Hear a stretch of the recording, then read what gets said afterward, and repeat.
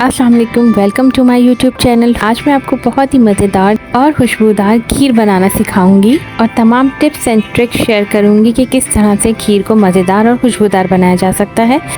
तो इसलिए आप वीडियो को पूरा देखिएगा और इसका बिल्कुल नहीं कीजिएगा ताकि तमाम रेसिपी आपको अच्छे से मिले। और इसकी ये ज़बरदस्त सी खीर जो है बिल्कुल ऐसे ही बनेगी जिस तरह से हम किसी शादी में या रेस्टोरेंट में खाते हैं, और इसका टेक्सचर, कलर और टेस्ट बहुत ही ज़बरदस्त आएगा। रेसिपी को आप ज़रूर देखिएगा और ज़रूर बनाइएगा। तो आइए हम इसको बनाना स्टार्ट करते हैं। बिस्मिल्लाहिर्रहमानिर्रहीम। के लिए मैंने तकरीबन 2 लीटर के करीब मिल्क लिया है। ये पैकेट वाला फुल क्रीम मिल्क है और 1 कप खोया है, 1 कप चीनी और तकरीबन 1 कप ही के बराबर मैंने ये चावल लिए हैं, जिनको मैंने अच्छे से धोकर एक मिट्टी के बर्तन में भिगो लिया है और उसमें थोड़ा सा पानी ऐड कर लिया है ताकि जो है चावल अच्छे से भीग जाएं और उनमें से सौंधी सौंधी सी मिट्टी सी खुशबू आने लगे। अब सबसे पहले एक कुकिंग पॉट लेंगे, उसमें थोड़ा सा पानी ऐड करेंगे ताकि जब हम इसमें दूध डालें तो वो लगे नहीं। अब इसमें तकरीबन 2 लीटर के करीब मिल्क डाल देंगे और इसको बॉईल करने के लिए रख देंगे। ये फुल क्रीम मिल्क है और पैकेट का दूध है तो ये काफ़ी गाढ़ा होता है। और साथ ही हम इसमें तकरीबन 1/4 टीस्पून के करीब इलायची कूट कर ऐड कर देंगे। अब मिल्क को हम बॉईल करने के लिए रख देंगे और साथ ही इसको मिक्स भी कर लेंगे इलायचियों को। इससे पहले अगर आप लोग मेरे चैनल पर नए हैं तो प्लीज़ मेरे चैनल को सब्सक्राइब कर दीजिए और बेल आइकन भी प्रेस कर दीजिए ताकि मेरी आने वाली नई वीडियो आपको पहुँच सके।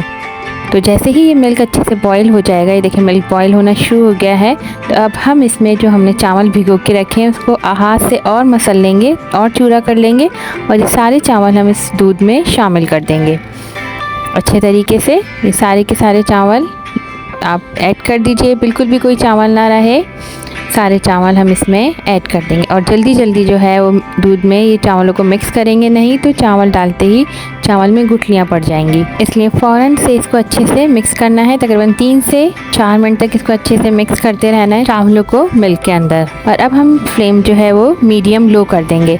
अब हमें खीर जो है बिल्कुल मीडियम लो फ्लेम पे पकानी है ताकि खीर अच्छे से पक जाए, चावल भी अच्छे से पक जाए। आहिस्ता आहिस्ता जो है चावल पकना स्टार्ट होंगे और हमें फ्लेम मीडियम लो ही रखना है और साथ साथ चमचा भी चलाते रहना है थोड़ी थोड़ी देर से ताकि चावल जो है वो लगे नहीं और ना ही खीर लगे, वरना एक स्मेल सी आ जाती है खीर में अगर खीर लग जाए तो। साथ साथ हम इसको चलाते भी रहेंगे। देखें आहिस्ता आहिस्ता ये चावल पकना स्टार्ट हो गए हैं।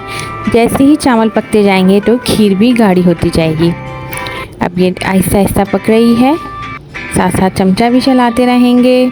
तकरीबन 15 से 20 मिनट के अंदर चावल बिल्कुल से गल जाएंगे। ये देखें आहिस्ता आहिस्ता ये गलना स्टार्ट हो गए हैं। तो हम इसको हल्का सा कवर करके रख देंगे, ज़्यादा नहीं करेंगे नहीं तो बॉईल होकर दूध सारा गिर जाएगा। तो इसको कवर करेंगे लेकिन हल्का सा ढक्कन खुला रहने देंगे इसका लिड, ताकि जो है खीर उबल के ना गिरे। देखें अच्छे से पकना स्टार्ट हो गई, गाढ़ी भी होना स्टार्ट हो गई है क्योंकि चावल जो है वो गल गए हैं। अब इसको हम मज़ीद चलाते रहेंगे और इसको मज़ीद 5-6 मिनट तक पकने देंगे। तकरीबन 20 मिनट में ये अच्छे से गल गए हैं, चावल बिल्कुल सॉफ्ट हो गए हैं और ये खीर अच्छे से पक गई है। ये देखें अच्छे से बिल्कुल से सॉफ्ट हो गए हैं, चावल के चमचे से बिल्कुल ही ये मैश हो रहे हैं। अब हम खीर में जो चावल हैं उनको बिल्कुल से मिक्स कर देंगे चावलों के साथ और चमचे की मदद से इसको अच्छे से घोट लेंगे ताकि बिल्कुल स्मूथ से इस तरह से ये रेडी हो जाए।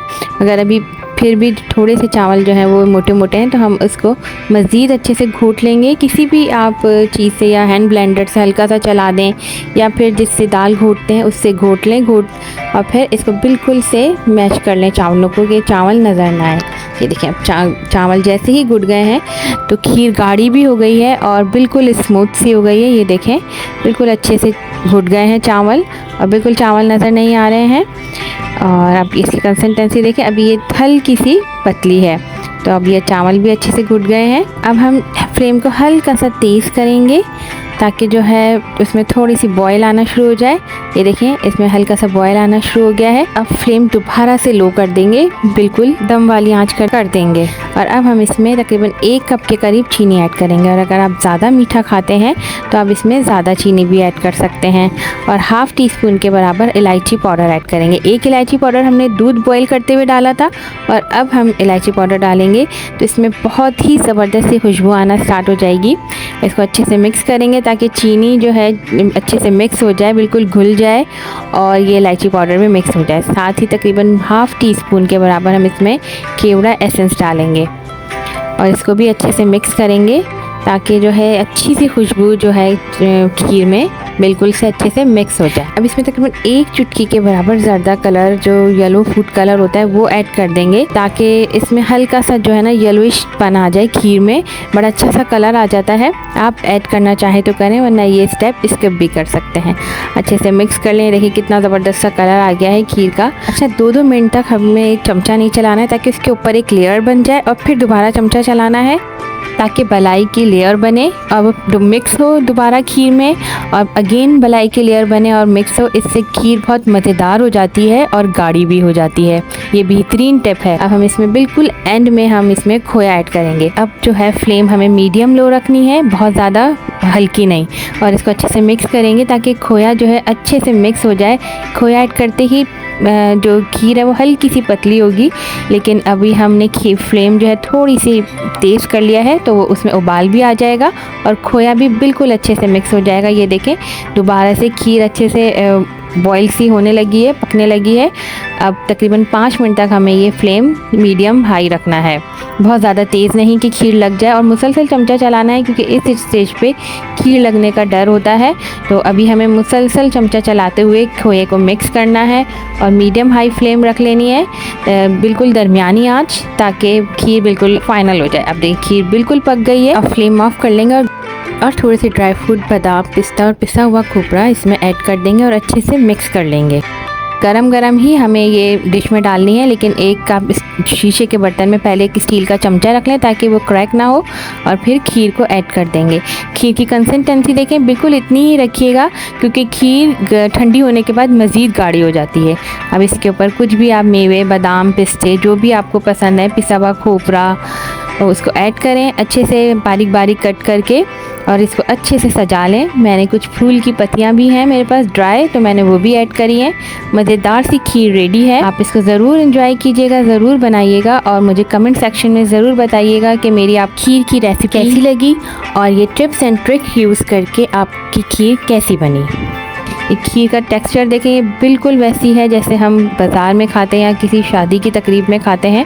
इसका कलर और इसका टेक्सचर और इसकी जो अपर लेयर है मलाई वाली वो कितनी ज़बरदस्त आई है और इसका टेस्ट भी बहुत ही मज़ेदार है। ये देखें और इसकी कंसिस्टेंसी भी बिल्कुल परफेक्ट है।